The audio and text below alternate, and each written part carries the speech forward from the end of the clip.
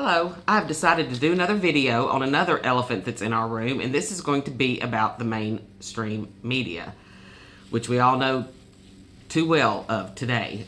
This is actually going to be about a project that was done back in the 1940s, and it was called Operation Mockingbird. Now, in the 1940s, the CIA, or I also like to call them the clowns in America, created an Office of Policy Coordination, and this became the espionage and counterintelligence branch of the CIA. It was organized and concentrated on propaganda and economic warfare. In 1948, Operation Mockingbird was established as a program to influence domestic Americans. The Washington Post was pulled in to run the project within the industry. Others were recruited who had worked for the military intelligence during the war. It appears by the early 1950s, respected members of the New York Times, Newsweek, CBS, and other communication vehicles were owned by this department. So, and it was up and running, and it looks like that they were working covertly for the CIA in the mass media that we had back then. By 1953, the network was overseen by Allen Dulles, director of the CIA. By this time, Operation Mockingbird had a major influence over 25 newspapers and wire agency: CBS, Time Magazine, Life Magazine, New York Times, New York Herald, New York Post, Washington Post. According to Alex Constantine, which he wrote the book Mockingbird, The Subversion of the Free Press by the CIA, in the 1950s, some 3,000 salaried and contracted CIA employees were engaged in propaganda efforts. At this point, the branch of the CIA was able to restrict newspapers from reporting certain events. You know, free press, that doesn't sound very free to me. And in 1975, though, further details of Operation Mockingbird was revealed as a result of Frank Church investigations, which you can find a video online today about him actually appearing before Congress. And I will actually drop a link in the description box below. His investigation was a select committee to study governmental operations with respect to intelligent activities.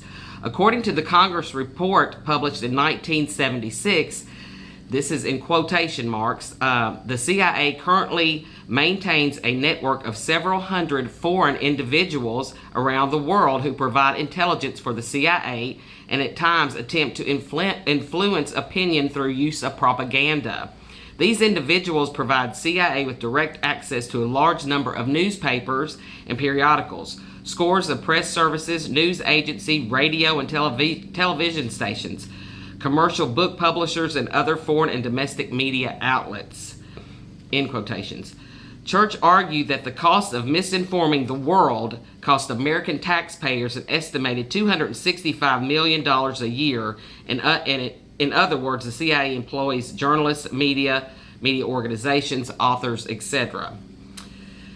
But now in 1961, a direct quote from the chief of the agencies, he wrote, "The advantage of our direct contact with any author is that we can acquaint him with great detail with our intentions, that we can provide him with whatever material we want him to include, and we can check the manuscript at every stage and make sure the actual manuscript will correspond with our operational and propagandistic intention." That's a new word. I had to say that a few times, and I still think I screwed it up, but hopefully you know what I meant. Okay, and then the kicker of it all was the 13th director of the CIA, William Casey. He was the director from 1981 to 1987. And this was his quotations too. He said that we'll know our disinformation program is complete when everything the American public believes is false. That seems kind of a little freaky to me that they would even say something like that. But, and that was back in the 1950s. So you're kind of like, I wonder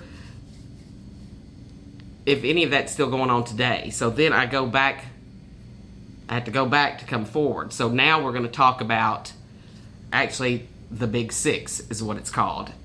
And the Big Six are 6 corporations that own the media. And when I'm talking about the media, I'm not just talking about TVs or publications. I'm talking about all aspects of communication, whether it be through video games, through entertainment, through TV shows, through movies, through just listening to the radio, listening to different songs, listening or watching cartoons. I mean, Nickelodeon and all this stuff. I mean, it's kind of crazy, but these 6 companies that own almost all media, it's approximately 80% of the media that we hear, read, listen to on a daily basis. 6 companies globally are in charge of that information. So I'm going to start with the first one is National Amusements. So even though there's 6, they all have these divisions. They have different compartments of different ones. So, you think you got the CBS, NBC, CNN, all that kind of stuff. They're still under this corporate umbrella. The first one is National Amusements. I'm just going to name a few because y'all can look this up yourself. It just seems kind of like it's one big happy family. So National Amusements is CBS, CBS Sports, all divisions of CBS, BET, Nickelodeon, and all subsets of Nickelodeon, MTV, Paramount Pictures, Showtime, Spike TV, the CW, Viacom, and TV Land. The second one is Disney, which is A&E, ABC, and all of its subsets, Disney and all of its subsets, ESPN and all of its subsets, the History Channel, Marvel, and the subsets of Marvel, Lucasfilms, Military History, Pixar, Vice, and all Walt Disney Studio, and anything related to Walt Disney, obviously. And the third one is Time Warner, which is CNN and all of its subsets, HBO and all of its subsets, Cartoon Network and all of its subsets, Hulu, Looney Tunes, Mad TV, CW, Turner Broadcasting, True TV, TNT, TBS, Turner Sports, and all aspects of Warner Brothers. And then the fourth one is Comcast. We got CNBC and all of its subsets, the E! Network, DreamWorks, Bravo, Comcast Network, and Sportsnet, everything having to do with Comcast, NBC and its subsets, MSNBC, the Weather Channel, USA Network, Universal. So we're getting pretty covered. We're getting most of them in here. We still got 2 more to go. The fifth one is News Corp, which is Robert Murdoch's, and that's actually Fox. All the Fox networks and all the subsets. 20th Century Fox, everything Fox, this, Fox, that. National Geographic and all of its subsets. FX, MyTV, Voyage. And the sixth one is all things doing with Sony. So that Sony is the sixth one. The sixth one in this category, and all of its subsets. And you've got Crackle TV, Stars, CSC Media Group, True Network, Sony Pictures, and all animations. Now, when you look at all those, that was just listing just a few aspects of just TV and film that they all have. There are also other aspects that each one of these 6 companies also have and have control over. And they include music and the internet, investments, print, ventures, video games. I mean, they have their hand in every aspect of every field of everything we've ever watched, listened to, heard, any of those things. So you sometimes have to wonder, used to be there was a lot more than just 6, but now we just have 6. So, we always like to have confirmations that our beliefs that we don't want to be wrong and that we can't easily be fooled. And typically we can't. You got to use discernment when you're listening to stuff. And a lot of times you can be listening to something and you'll be like, that makes no sense. I don't see what you're telling me. I haven't ever seen what you're telling me. But they keep telling you that every single day. It's different networks. You've got all of them are just mocking each other. That's why it's called Operation Mockingbird. Because they repeat and repeat, spin, repeat. And I'm going to drop a link in the description box of that too, where you can see 50 reporters that are on the news that are actually saying the same thing almost simultaneously, although they're on different channels. And it's just like mind-blowing when you see it. It's just like they're mockingbirds. That's Mockingbird Media. The more you repeat something over and over and over again, and you're hit from different angles, you're more than likely going to say, well, it's got to be true. You got 50 different people telling you this. But a lot of times you need to be objective, because if it still don't make sense, that means it's true. That just doesn't. But anyways, we like to think that these companies have our best interest in mind, and they probably do. But then again, what if they didn't? Just a perhaps. What if they didn't? Would we know that? How would we know that? They've also infiltrated Hollywood, as you can see in the entertainment center too, or the entertainers that are out there. I mean, a lot of that stuff is just the project on us is just like, they steer the traffic, whether it be in our mind thoughts, whether it be in designer clothes, whether it be in music. I mean, there's so many different things that they prop up. It may not be something you like, or it may not be anything the whole majority of people or the population like around the world, but yet they're propped up by these 6 companies because there's always kind of an agenda. To me, there's always, whether it be to sell a product, whether it be, Coca-Cola or Pepsi, these big competitors, but yet they're owned by the same people. They come at you separately like they're competing, but they're owned by the same people.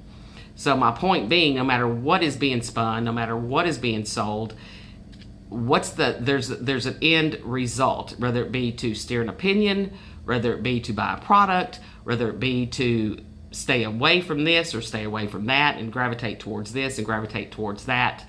I mean, it's all about a spin, and it's all about manipulation, and it's all about conditioning, whether it be in movies, whether it be in TVs. So you've got to ask yourself, if this was back in the 40s, and there is, like I said, I'm going to put a link in the description box. They had to go in front of Congress, Mr. Church did, and with his investigation and what he had found and what they had discovered. And they actually hired people from the CIA that worked for the CIA that infiltrated a bunch of the media companies back then. So is that even possible today? Who knows?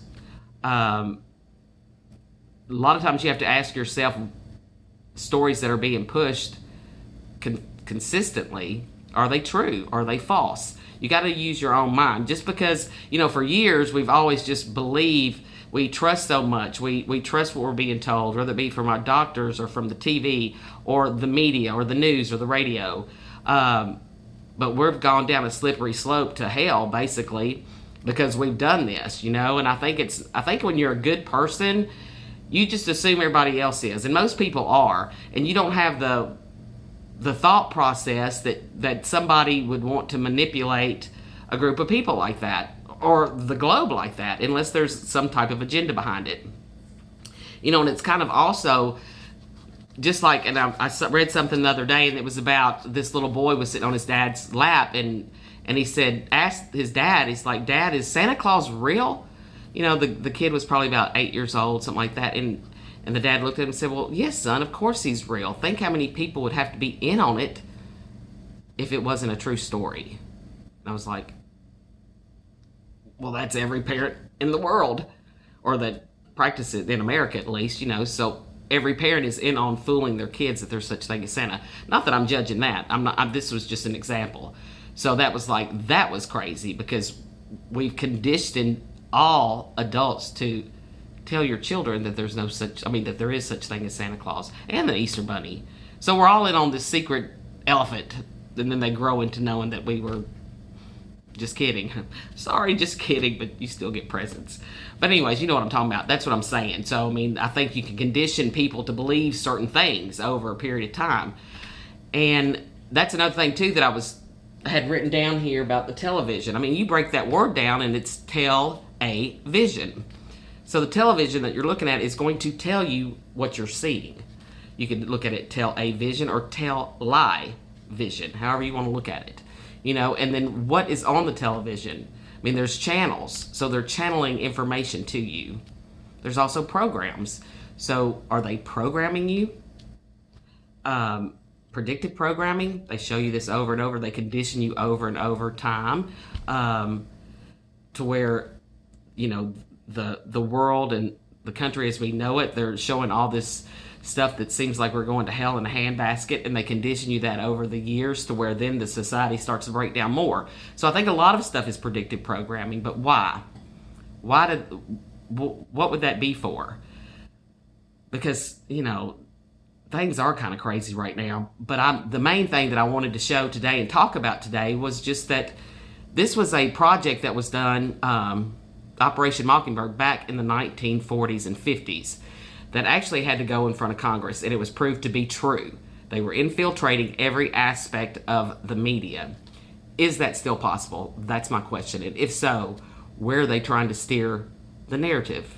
So that's what I want people to look at. And there are a lot more operations and projects that the CIA did that is quite interesting. So I'm going to start doing some of those too. The next one's going to be pretty good. It's going to be about possibly some projects that were done here to citizens in America, whether it be with the coordination with the hospitals or the health departments, just maybe some testing that they've done on some people.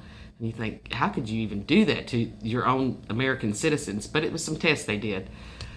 So I will report on that as well. But anyway, I just wanted you to listen to this and just keep an open mind. Use discernment. Don't believe everything you see and hear, especially now. I mean, there's so much conflict of everything that you hear, and so much of it is untrue. So use discernment. Thank you.